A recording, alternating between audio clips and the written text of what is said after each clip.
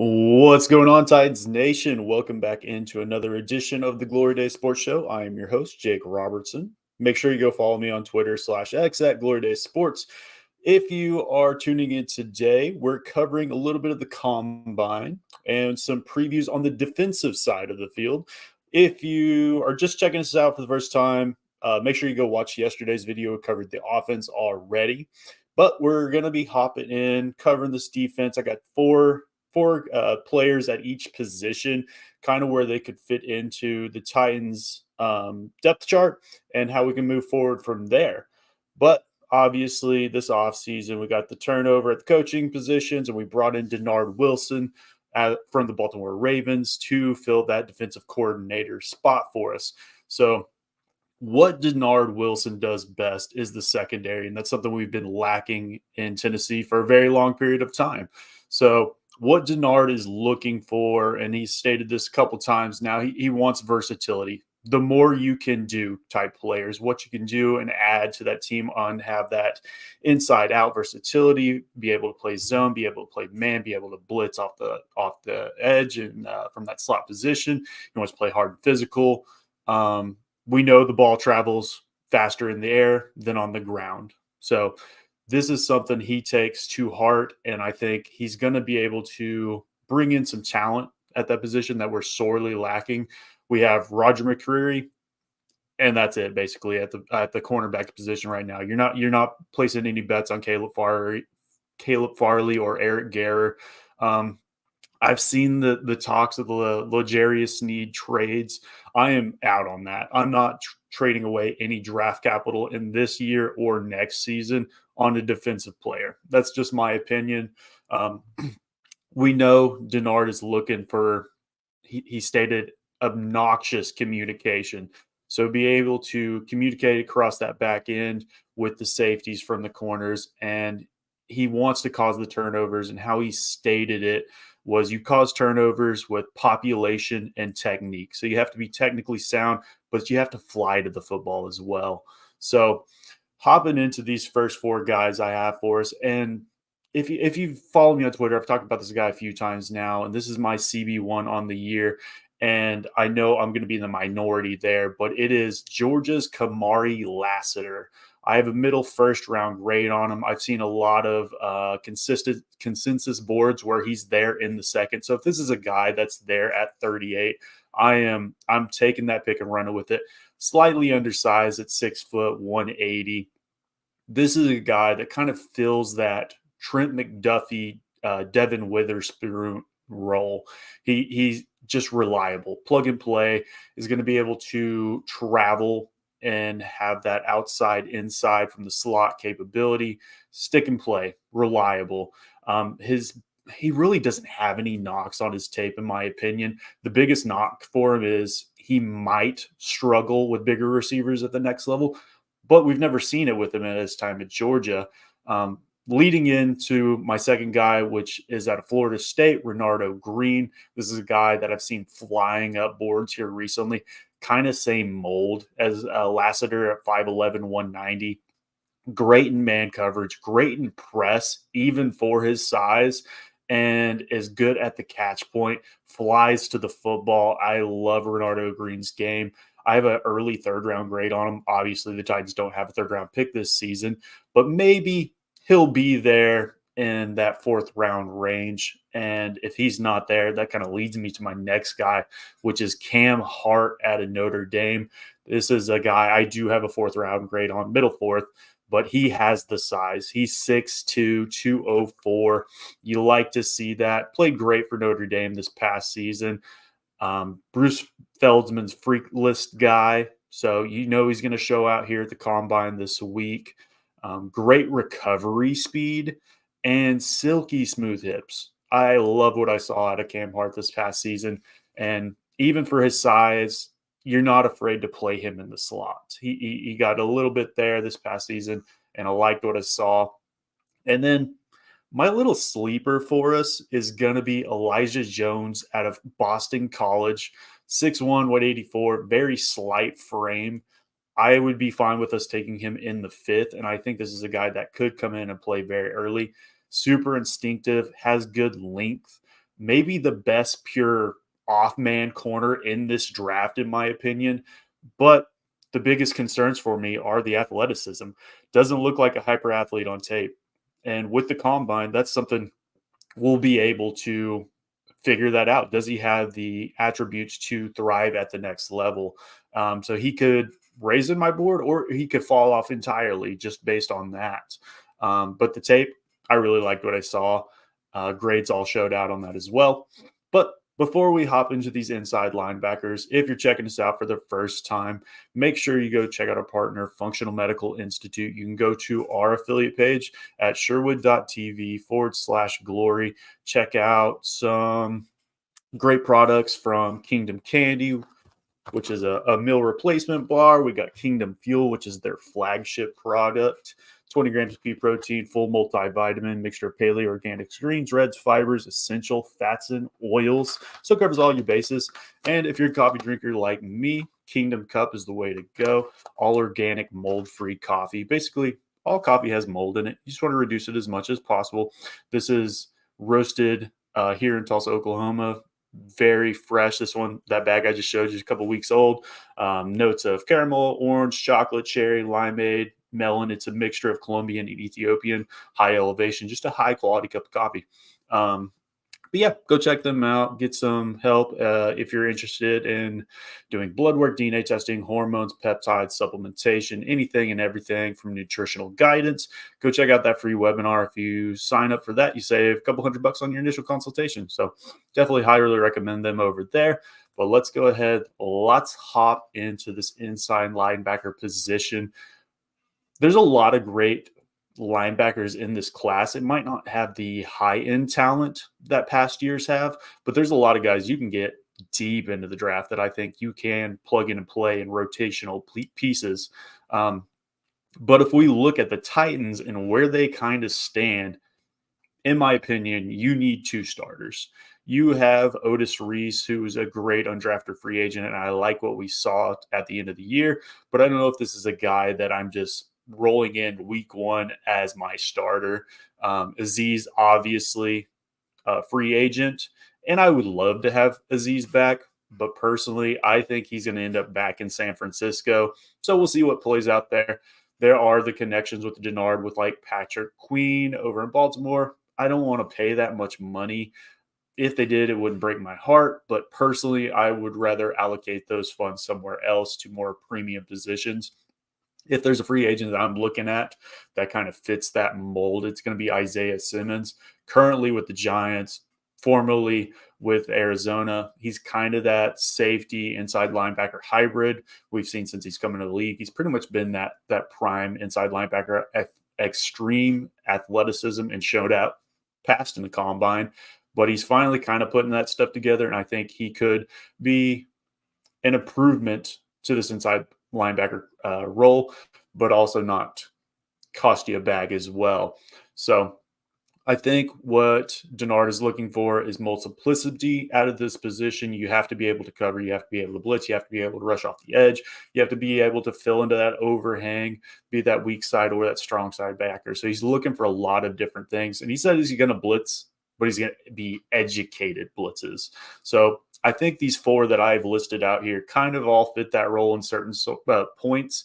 But my linebacker one is Peyton Wilson at NC State. I have an early third round grade on him. So like I said, this is a depth draft. It's not a top end style at the inside linebacker position, but clocked one of the fastest miles per hour in all of college football last season in week 2, and was the fastest at his position at the Senior Bowl a couple weeks ago.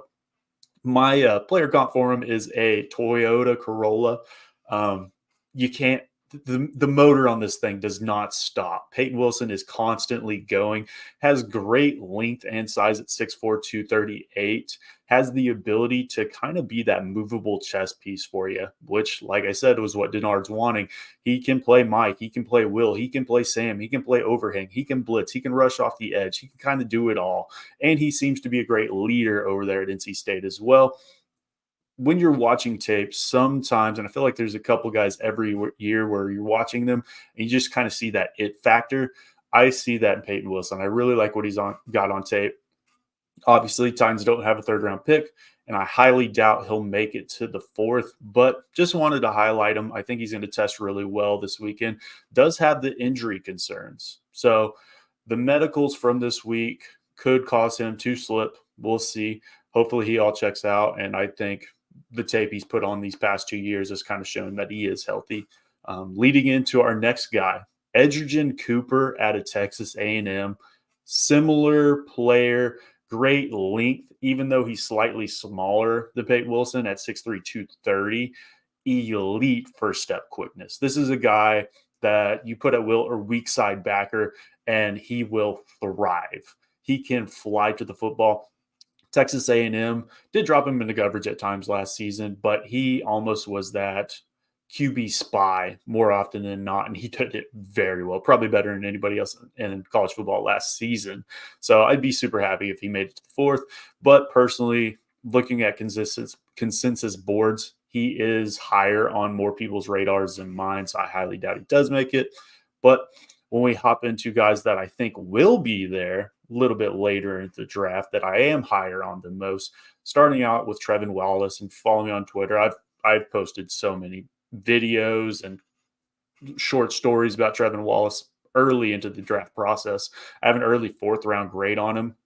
I've seen mock drafts where he goes in the seventh. So I think after this week, we'll see any late stuff like that. But this is a guy I think we can get in the fourth or fifth, and I'd be super happy with it. 6'2", 240. So the length that really isn't there, but this is a Bruce Feldman's freak list guy. So he's going to show out. Played very well at the Senior Bowl in my opinion. Younger prospect. He's a junior and runs through ball carriers. And being a linebacker, that's what I want to see first. I want you to get it off the blocks. I want you to make the tackles. I think he can fit into that Mike role and has the ability and athleticism to be out there on third downs, be able to drop into coverage. And that kind of leads me into my last guy here, which is Nathaniel Watson out of Mississippi State. He's 6'2", 245, so he's bringing the beef. Great production this past season. First team All SEC. He is a hitter on early downs. You put him at Mike, let him play that position, pull him out on third down. Athleticism might not be there, so we'll see what he tests out this week. But it's a guy that I did love on tape, and he does show the ability. I think you can bring him in early and he can kind of fill that role. And I think he would pair really well with an Otis Reese. You get one more guy in free agency, and I think we're off and running, and I'd be super happy with that tandem. But before we hop into these edge positions, let's go ahead. Make sure you go like, comment, and subscribe down below. This is we're trying to build up this channel. We're trying to get to 1,000 subscribers. So the more engagement we get, more it helps us. If you're checking us out on Twitter, head over to YouTube and subscribe over there. It really helps us out, and we appreciate it. But looking at this edge position, we have Harold Landry. We have Arden Key. It's pretty much it. You have Rashad Weaver, and he really has never met expectations, and it wasn't a guy I've ever really been high on. Danico Autry's out there in free agency, and I would love to have Danico back just for the leadership and consistency he brings to this squad. And with the new coaching staff, I think you kind of need that to bring in that cohesion with the old guys. If he was not to be brought back, the more I think about it, it wouldn't surprise me, just because he is an older prospect, and Rand is he's wanting to bring in those young guys. So it wouldn't overly surprise me, but I do want Danico back. But looking at this edge group, similar to the inside linebacker position, I think there's guys you can get pretty deep into the draft, and there's kind of the guy that fills whatever you're looking for. There's the bigger guys, there's the smaller guys, there's the third down situational pass rushers. There's the guys that will be able to have that inside out versatility. But starting with my edge one, and talked about this earlier today on Twitter, Chop Robinson out of Penn State he's my edge one. 6'3", 250 is what he's listed at. We'll see what he weighs in at. I don't think he's 250. Middle first round grade for me. Best pure pass rusher in this entire draft, in my opinion. Has the ability to generate so much speed that he can still convert that to power, even being a smaller edge. should blow the combine testings out of the water. I think he's going to be rising, and he's kind of in that conversation with the Jared Verse esque people there at the top, Dallas Turner.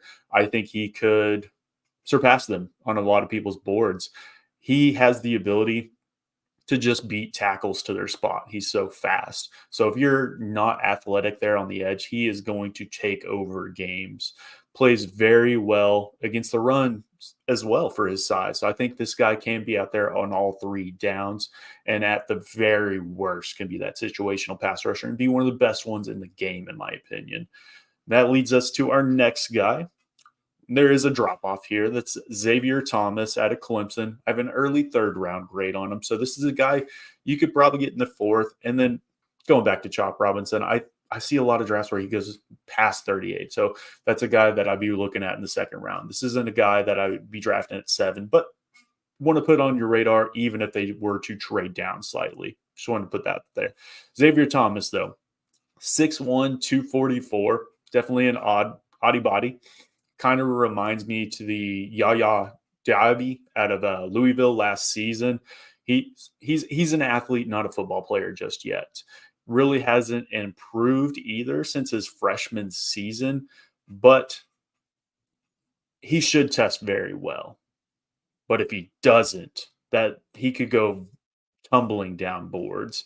I do think he is an athlete, though, and he could definitely use some time to grow, but he has the ability to cut underneath. He's going to be great on stunts, and just having the right coaches in front of him could be huge for Xavier Thomas. Next up, we got Austin Booker out of Kansas. This is a guy that just needs the reps, but I loved what I saw this past season. 6'4", 240, led the Big 12 in pressures this past season. Just coming in, even though he is so raw, with his length and his speed to power, he can come in and be a third down situational pass rusher tomorrow. And I expect him to test out very well. And then this leads me to kind of my guy right now, I feel like, on the edge, and that's Washington State's Brennan Jackson. I have a mid-4th round grade on him. I think you could get this guy in the 5th. Maybe the best motor in the class, constantly going. High football IQ and character, has the ability at his size to bump inside. And if they were to let Danico go, he has the ability to have that inside out versatility. And you're getting similar players, I feel like, and you're kind of getting what you wanted out of Rashad Weaver. But yeah, that's my 4 there. Let me know what you guys are thinking so far. If you guys have some players that you love in this combine on the defensive side of the position, drop them in the comments. Super happy to talk them and go over them with you guys. But like I said, if it's your first time checking us out, make sure you go like and subscribe. We have our Morning Glory show coming out tomorrow morning, 7 Central, and that's going to be with Jonathan and B. Will. We'll be talking more Titans. Come check it out. We end all of those shows with a just draft of sorts of just randomness. Last week, we covered best video games of all time. This week, we're hopping into things that make you say, hell yeah. So that should be real fun. They can go a bunch of different ways on that. But let's go ahead. Let's hop into this interior defensive lineman class. So obviously the Titans, they have Jeffrey Simmons, and then that's about it. So you have Shaquille Brown, you have Quentin Bohanna, Keandre Coburn, so nobody.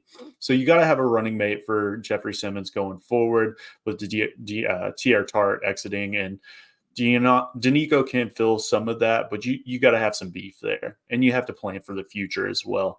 I would like to see in free agency bring in a guy like a Daquan Jones, who Titans fans should be very familiar with. And I like what we saw with him in Buffalo the past couple of years. Doesn't play a lot of reps. He is that 1-2 down back for you in the interior. If Danico were to exit as well, you could, I guess, technically bring in Key and bounce him down in the interior. We liked what we saw from him in Jacksonville and the 49ers when he did that. And that's kind of where he was his presence was felt the most. So if you brought in one of those Chop Robinson, Xavier Thomas, Austin Booker, Brennan Jackson's-esque players, You could bump Arden Key down as well and still have that NASCAR package out there on passing downs. But let's go ahead, hop into these interior guys. And we're going to start out with kind of a tweener as well that can kind of do both of those things for you. And that's Brandon Dorless out of Oregon. Early in the draft process, this was my DT1. And I liked what we saw 6'3". And then his Senior Bowl measurements come in 6'3", 272. That's hyper concerning for me. He can play that 3 tech for you, but I don't want him out there in early downs at that size. He has great get off and fast hands, and I liked what we saw on tape. But we'll see here at the combine when he reweighs and takes those measurements if he's gotten any bigger. But this is a guy that might take a couple off seasons to get to an NFL caliber starter. But I loved what we saw on tape. And that kind of leads into the second guy, which is kind of similar, which is Michael Hall out of Ohio State. Slightly bigger, 6'2", 280. I thought he should have returned to school this past season. I think if he did, this is a guy that we could be talking about next offseason as a potential first-round pick and not a third to fifth round pick. Played out of position at Ohio State as well as a 0-1 tech. I think he's better suited as a 3 tech and could fill that role for the Titans. Has a multitude of pass rush moves, showed out at the Senior Bowl, in my opinion. And that kind of leads us to the biggest guy I have here on this list, which is Leonard Taylor out of Miami. I have a late 4th round grade on him, 6'3", 305. Former 5-star, very athletic for his size still, can eat up double teams, is not going to offer much as a pass rusher, though. So it might be a high floor, low ceiling type play for you. And then hopping into our next guy, low risk, high reward type player, which is Gabe Hall out of Baylor. On tape, didn't wow me at all. Going to the Senior Bowl was kind of on the list, but it was very, very low down that list. 7th round grade early coming out. I've kind of bumped him up into that low 5th, early 6th, Senior Bowl standout. He was nearly unblockable. The swim move was unstoppable. This is also Bruce Feldman's freak list guy. So let's see if those traits are able to be put on at the combine and see if how he performs in interviews and see where he kind of fits in as a late round prospect for the Titans. But we're going to hop in to the last position group, which is the safeties. The safeties, not super concerning for me for the Titans. They could roll into what they have, and I'd be happy with it. I'd be fine. But as of right now, you got Amani Hooker. You have Elijah Molden. Terrell Edmonds and Kevon Wallace are both free agents. I'd be happy with bringing back one of those guys. I liked what I saw out of both of them, though. But this is a luxury pick for us. If there was a safety to slide down the board, you could potentially look at that late. And if not have a rotational piece, he might just be a key special teamer for you. So, and then Geno Stone's out there as well. Obviously, the Denard Wilson connection. He's a free agent, wants to be home, is what it kind of the way he puts it, and wants to be where somebody wants him. Geno Stone led the NFL in interception last season, of course. So I'd be happy to bring him in as a free agent, and I think that breaks the bank for you either. So let's go ahead and hop into these last 4. And then starting out with it, I've got Utah's running back, Sione Vaki. This is a early 4th round grade for me. 5'11", 211. So versatile. He's a football player. He plays running back. If you ask his high school coach, his best position is slot receiver. He plays well at safety. Rotational slot box-esque is what you're kind of looking at. I think this could be a cornerstone special teamer, like I mentioned. Great athleticism. Should perform well this week. And then hopping into our next guy, another versatile secondary piece for you, and that's James Williams out of Miami. Actually played linebacker at the Senior Bowl and loved what I saw there. So this is a mid 4th round grade for me, 6'4", 230. So this is a guy that can be that tight end eraser for you, if you say. And he is a big hitter, big thumper, good blitzer. But he allows you to have that versatility on the back end, and that's what we're looking for here with Denard Wilson. So I think James Williams could be a great pick for you in the 4th or 5th, and I'd be super happy with that. And then next, we're going to the other Utah safety, and that's Cole Bishop. I have an early 5th round grade on him, 6'1", 209, so better size, better length at least than Sione Vaki. Great ball skills and good in open space. And when we're looking at this safety position, safeties are asked to do some of the hardest things in all football. Not only are you the last line of defense in many cases, but you're asked to do a lot of things in open space. So you're constantly under fire. So good safeties are always good to have.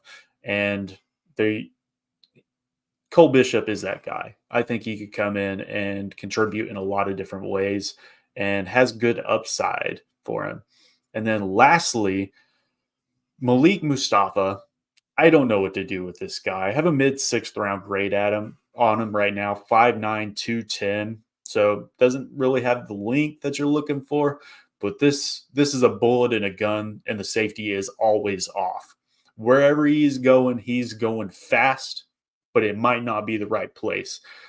Testing numbers are the only thing I want to see because I think he's going to do very well and he could rise up the board. And this is a guy that should be there 6th round, 7th round. And I think there's a spot for him on this team, and there's a spot for him in the NFL. And but yeah, let me know what you guys think down below. Who are some guys you're looking forward to? Make sure you go check us out tomorrow morning, 7 a.m. Central. Make sure you like, comment, and subscribe, and we'll talk to y'all later. Love you, mean it.